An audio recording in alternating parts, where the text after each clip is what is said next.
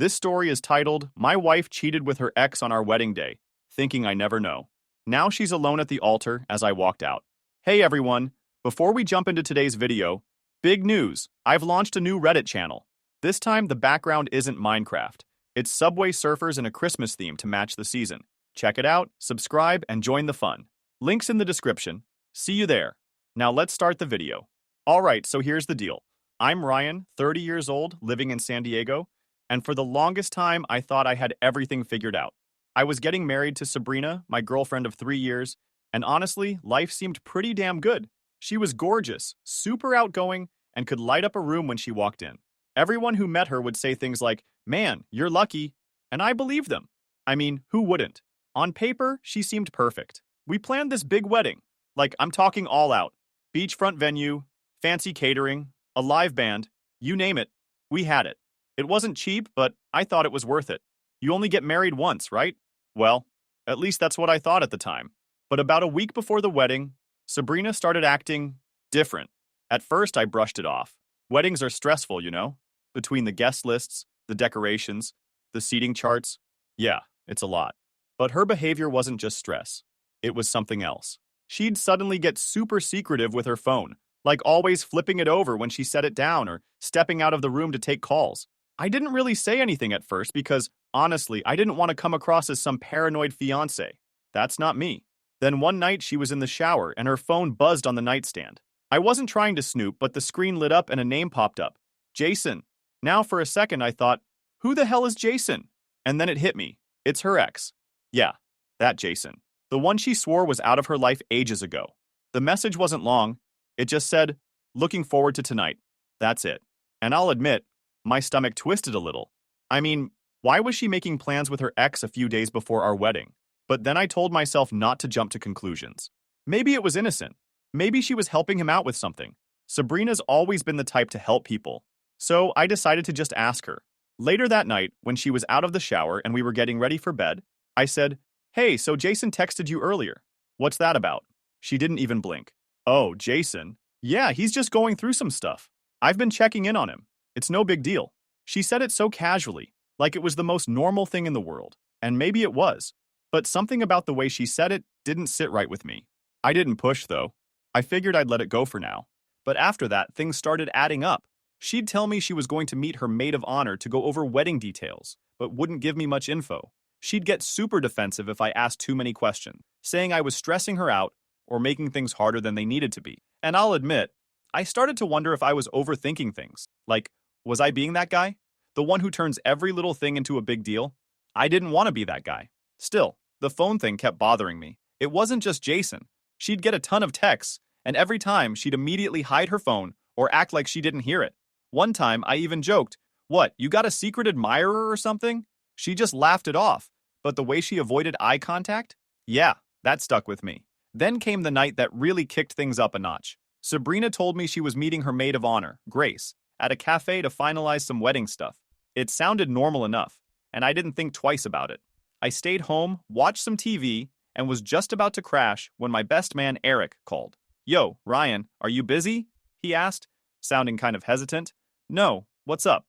I replied, a little confused. He paused for a second.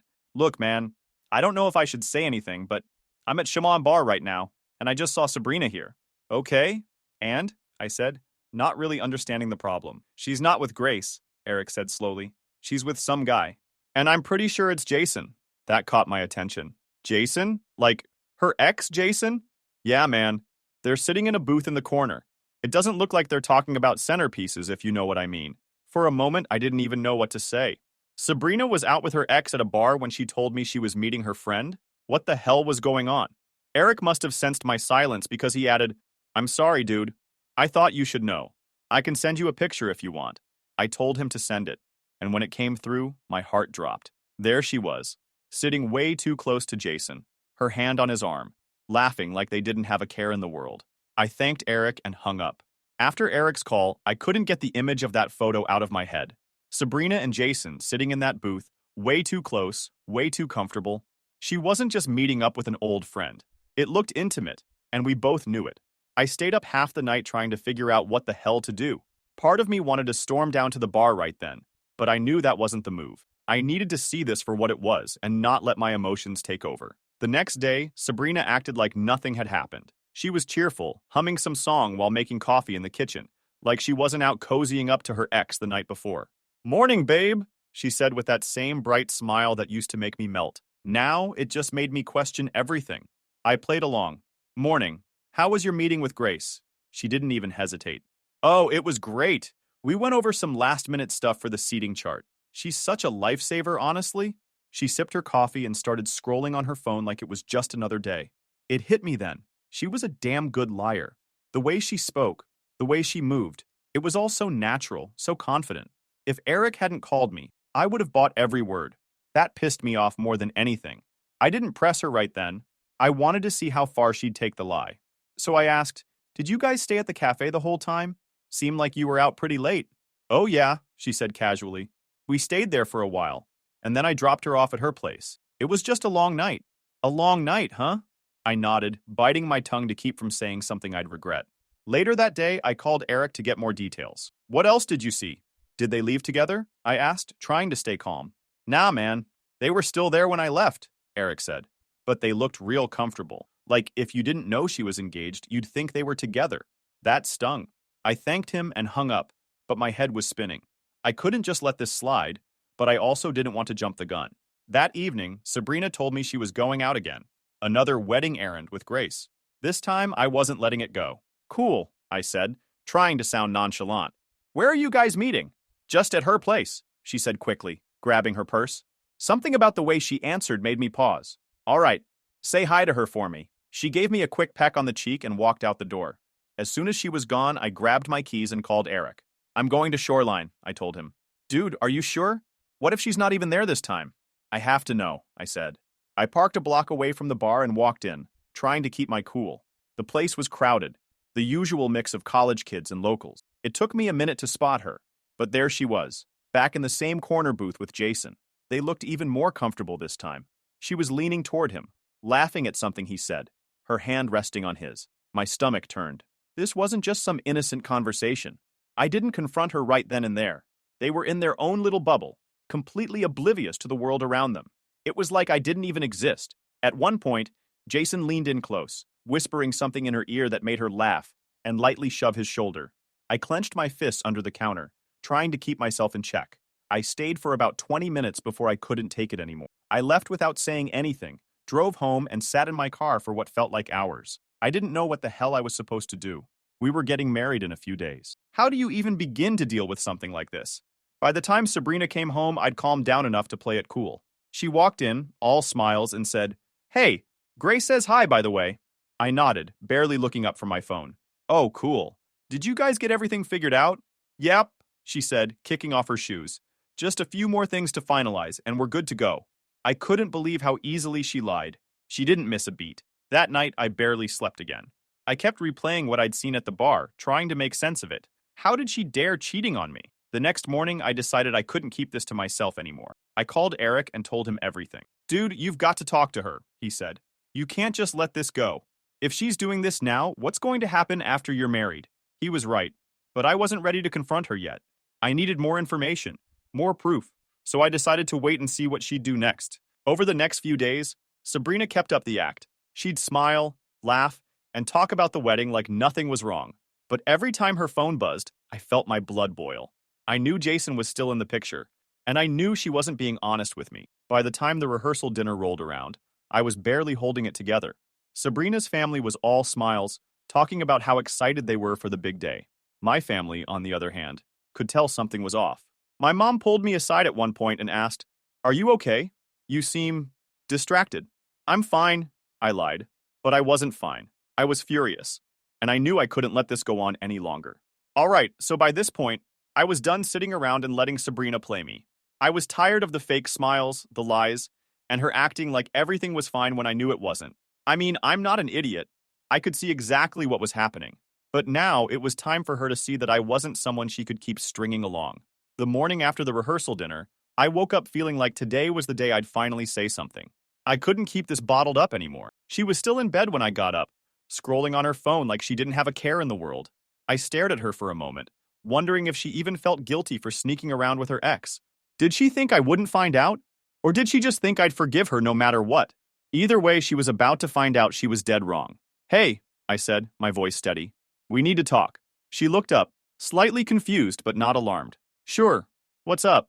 I sat down across from her, keeping my eyes locked on hers. Where were you the other night? And don't tell me you were with Grace because we both know that's not true. Her face froze for a split second before she forced a smile. What do you mean? I told you, I was with Grace working on wedding stuff. I leaned forward, resting my elbows on my knees. Cut the crap, Sabrina. Eric saw you. With Jason. Her jaw dropped slightly, and I could see the panic start to creep into her expression. Wait, what? That's not true, she stammered. Eric must have been mistaken. Don't lie to me, I said firmly. He wasn't mistaken. He even sent me a photo. You were sitting in a booth with Jason, laughing, touching his arm. So tell me, what the hell is going on? She sat there for a moment, completely silent, as if she was trying to come up with some kind of excuse. Finally, she sighed and said, Okay, fine. Yes, I saw Jason. But it's not what you think. Not what I think, I repeated, raising an eyebrow. You've been sneaking around with your ex, lying to me about where you've been, and spending time at a bar with him instead of working on wedding plans. So tell me, Sabrina, what exactly is it? She started to tear up, which I knew was her go-to move whenever she got caught doing something wrong. Ryan, it's not like that, she said, her voice shaking. Jason reached out to me a while ago.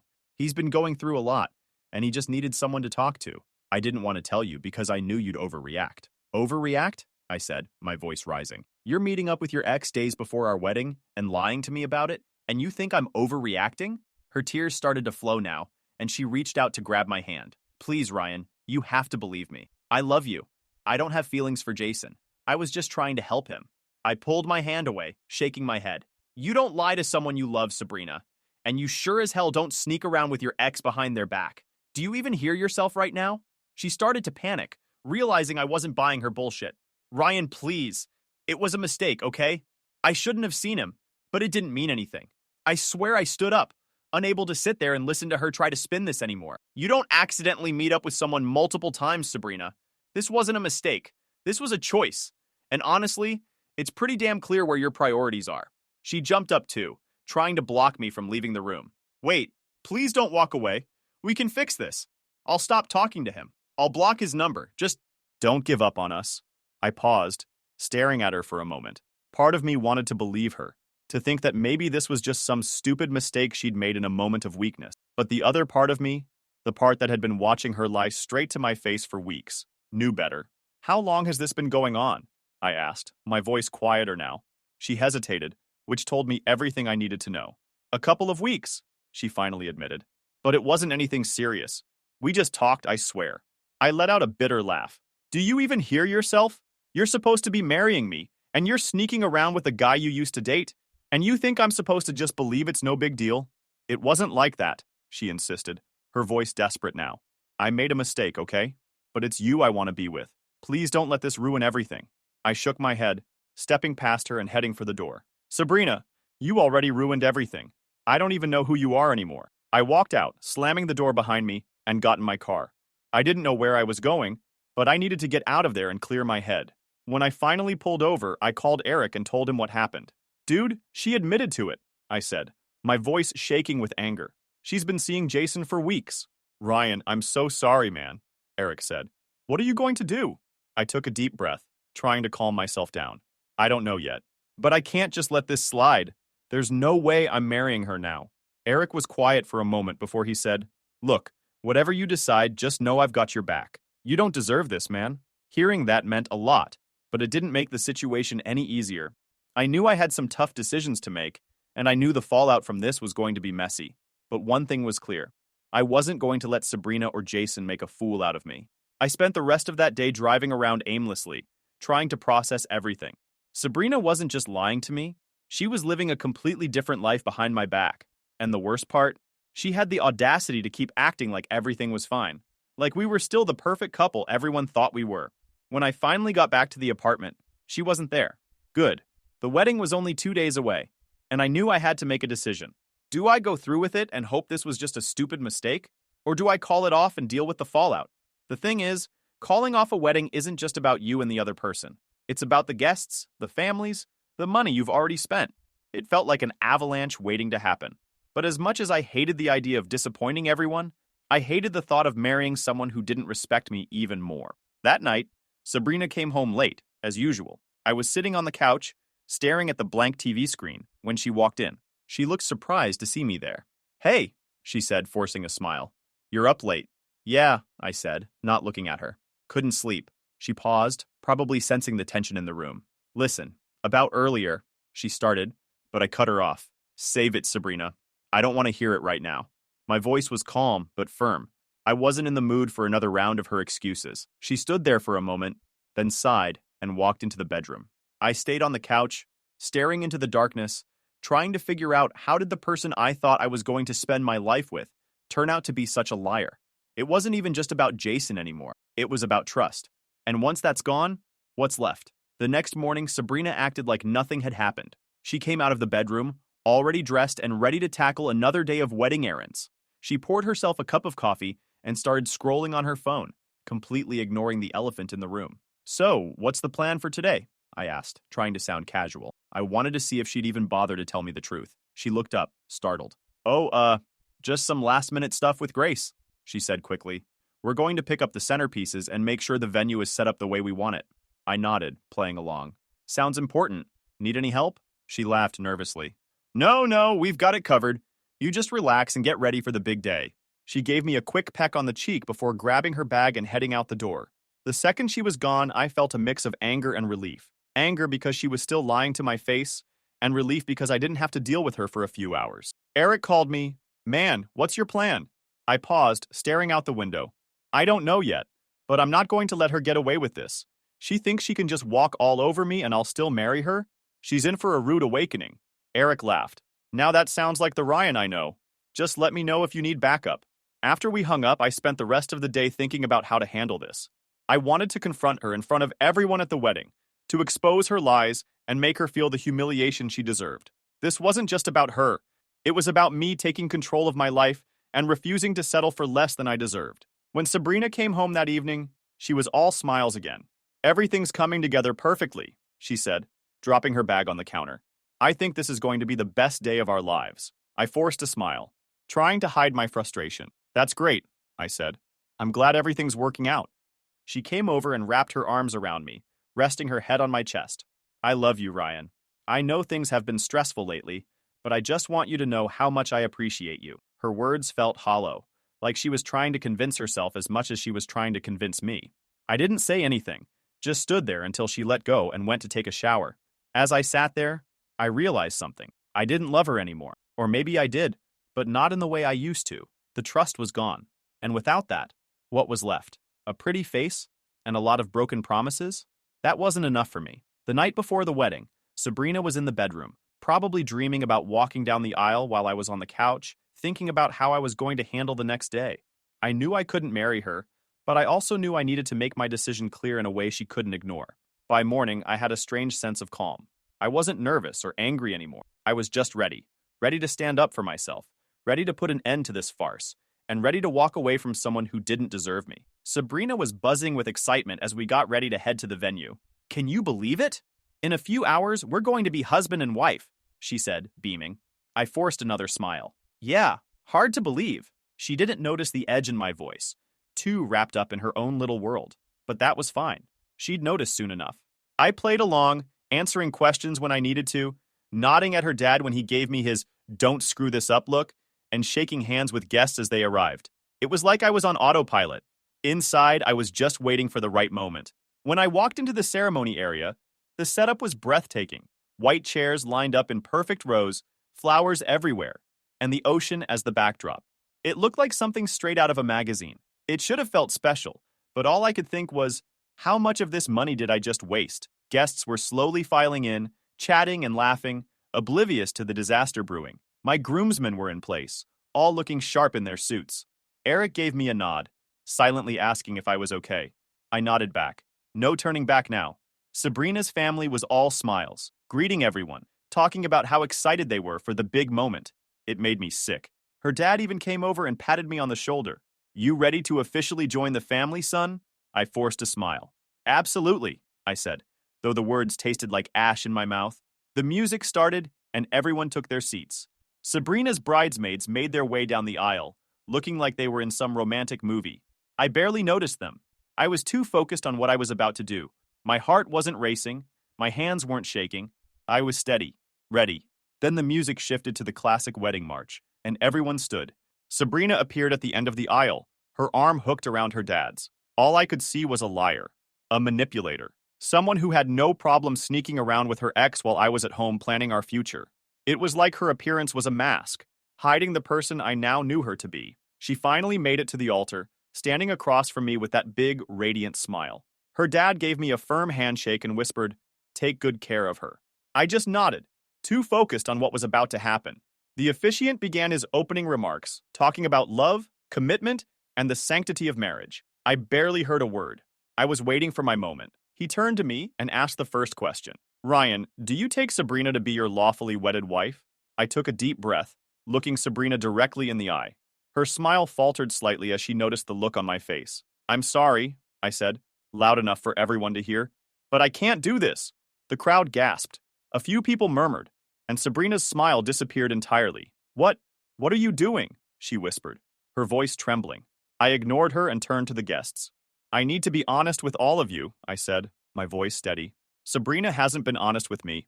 For weeks now, she's been sneaking around with her ex, Jason. She lied to me, lied to her friends, and lied to all of you." The murmurs grew louder. Sabrina's mom looked like she was about to faint, while her dad's face turned beet red. The bridesmaids exchanged shocked glances, and my groomsmen just stood there, frozen. Eric, though, looked proud, like he'd been waiting for this moment almost as much as I had. Sabrina grabbed my arm, her eyes wide and full of tears. "Ryan, stop! Please don't do this. You're making a mistake." I pulled my arm away, looking at her like she was a stranger. "No, Sabrina. You made the mistake. You made it the moment you decided to see Jason behind my back.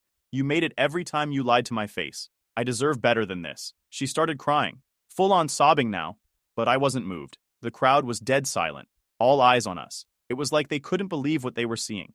"Ryan, please," she begged, her voice breaking. "I love you. I'll fix this. Just don't leave me." I shook my head. Love isn't sneaking around with your ex. Love isn't lying to the person you're supposed to spend your life with. If this is what you call love, I don't want it. She tried to grab my arm again, but I stepped back. "You can cry all you want, Sabrina, but this is over. I'm done." I turned to the officiant, who looked like he wanted to disappear. "Sorry for wasting your time," I said, before walking down the aisle past the stunned crowd. I didn't look back. I didn't need to. The damage was done. As I walked out of the venue, I felt a strange sense of relief. Sure, I was leaving behind a mess, a really expensive mess, but it was worth it. I dodged a bullet, and I knew it. If she was willing to lie to me before we even got married, what would she do after? Back at my car, I sat for a moment, taking it all in. My phone was blowing up with texts and calls. Sabrina, her mom, even a couple of her bridesmaids. But I ignored them. I didn't owe anyone an explanation. I'd said my piece. Eric was the first one to call, and I actually answered. "Dude, that was badass," he said, laughing. "You okay?" "Yeah," I said, finally allowing myself to smile. "Better than I've been in weeks. You want me to grab some drinks and come over? I think you've earned it." "Yeah, man. I'll see you in a bit." As I drove away from the venue, I felt lighter, like a weight had been lifted off my shoulders. Sure, I'd just blown up what was supposed to be the happiest day of my life, but it was better than living a lie. Sabrina would have to deal with the consequences of her actions, and I'd get to start fresh, knowing I made the right choice. When I got home, Eric showed up about 20 minutes later, a six-pack in hand. "Man," he said, walking through the door, "that was insane. You really pulled the plug in front of everyone, huh?" I nodded, slumping onto the couch. "Had to. She left me no choice." Eric cracked open a can and handed it to me. You should have seen their faces. Her dad looked like he was about to charge the altar. And her bridesmaids?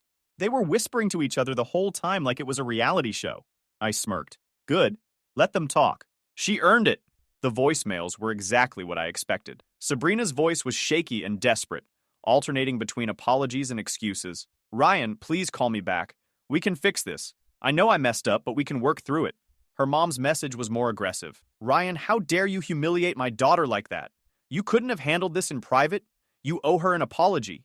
I rolled my eyes and deleted the messages without even finishing them. I didn't owe anyone an apology. If anything, Sabrina owed me one, for wasting my time, for lying, for thinking she could get away with it. A few days passed, and the fallout started spreading. Word got around quickly, especially after Eric shared the photo he took of Sabrina and Jason at the bar with a few mutual friends. I didn't ask him to, but I wasn't mad about it either. People deserve to know the truth, especially after Sabrina's mom started spinning the story like I was the bad guy. Apparently, Sabrina's version of events was that I'd snapped under wedding pressure and left her at the altar because I couldn't handle the stress. That didn't sit well with me, but I didn't have to say much to set the record straight. The photo of her and Jason said it all. Once people saw that, her excuses fell apart. One of her bridesmaids, Lauren, even reached out to me. "Ryan, I'm so sorry," she said over the phone. "I had no idea she was doing that to you. If I'd known, I would have said something." "It's fine," I said, not really wanting to get into it. "I'm just glad it's over." But Lauren wasn't done. Honestly, Sabrina's been acting sketchy for weeks. Grace and I noticed she'd disappear a lot during wedding stuff, but she'd always say it was just personal errands. I feel bad now for not questioning it. "Don't. It's not your fault," I said, and I meant it. I wasn't going to waste time being mad at anyone but Sabrina. As for Jason, well, his involvement didn't last long. Apparently, after the wedding disaster, Sabrina tried to lean on him for support. Big surprise. He wasn't interested. He'd been all smiles and charm when they were sneaking around behind my back, but the moment things got real, he ghosted her. A mutual friend told me he blocked her on social media and stopped answering her calls. Classy guy. Sabrina tried reaching out to me again, this time through texts. Her messages were full of emotions, apologies, accusations, and desperate pleas. One text would say, "I'm so sorry, Ryan. I know I messed up, but I love you and I want to make this right." The next would say, "You're being so unfair. Everyone thinks I'm a monster now because of you." I ignored every single one. What was the point? She wasn't sorry for what she did. She was sorry she got caught. Big difference. A week after the wedding, she showed up at my apartment unannounced. I wasn't surprised. It felt like something she'd do. I opened the door, and there she was, looking like a mess. Her hair was tied back in a sloppy bun, and her eyes were puffy like she'd been crying for hours. "Ryan, please," she said, her voice barely above a whisper. "Can we talk?"